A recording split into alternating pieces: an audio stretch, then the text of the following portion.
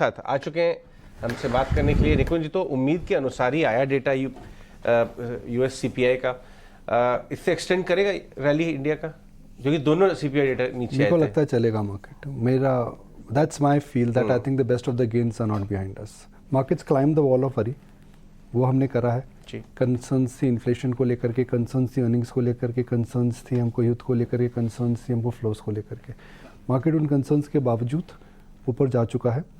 और मार्केट जब नीचे आता है उसका जो कारण होता है, उसके 2 या 3 कारण होते हैं। या तो आप जिस टेम्पलेट अभी आप देख रहे हैं उसमें कुछ चेंज आए, फ्लोज रिवर्स हो जाएं, या फिर कहीं पे कुछ अनहोनी हो जाए, या फिर मार्केट्स की जो अर्निंग की जो टेम्पलेट है वो चैलेंज हो जाए। तो वो एक्सटर्नल फैक्टर्स हैं जो हमारे कंट्रोल में नहीं है, तो उनको जज नहीं करा जा सकता है।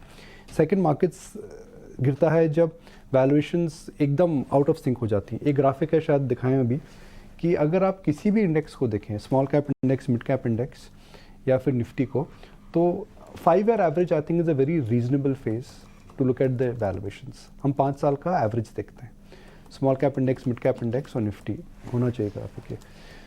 उस यार्डस्टिक को अगर आप देखें तो हम 5 ईयर एवरेज, हम 5 ईयर एवरेज के पास नहीं पहुंचे हैं। अर्निंग्स की जो क्वालिटी है वह बहुत अच्छी है, जो फ्लोज हैं वो बहुत अच्छे हैं। तो मार्केट इसलिए पीक नहीं होगा because you have not gone back to the levels of valuations based on the 5 year average.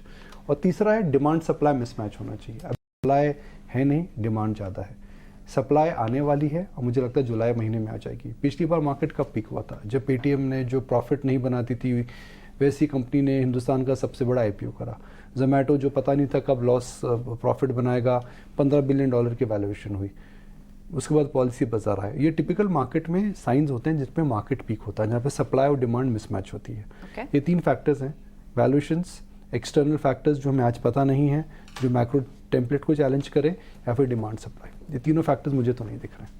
Alright, तो निकुंज अभी पिक आउट नहीं हुआ, तो यानी अभी तेजी और है जो आप जैसे कह भी रहे हैं। और क्या इस हफ्ते हमें ऑल टाइम हाई निफ्टी पर दिख सकता है? क्योंकि देखिए तो रियल एस्टेट स्पेस अच्छा चल रहा है, सेक्टर सारे कंट्रीब्यूट कर रहे हैं और ग्लोबल मार्केट से भी अच्छी सपोर्ट दिख रहा है। ट्रेडर्स क्या करें आज? देखिए, बैंक निफ्टी 30 दिन पहले ऑल टाइम हाई बना चुका है और निफ्टी ने ऑल टाइम हाई नहीं बनाया है।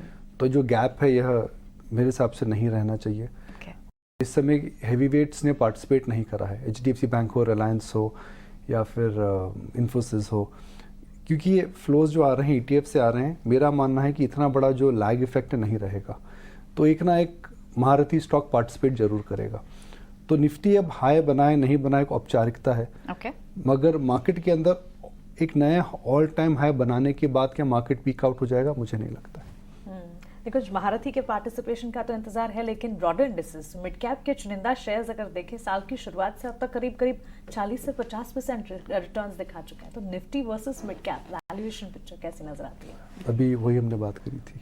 स्टॉक स्पेसिफिक कौन से स्टॉक्स होंगे आपके साथ जिन पर हमें फोकस होना चाहिए? 2 स्टॉक्स जो नज़र में हैं आज मेरे रडार पर है। एक है टाटा कॉम। एक भयंकर रैली इसमें देखने को मिली है।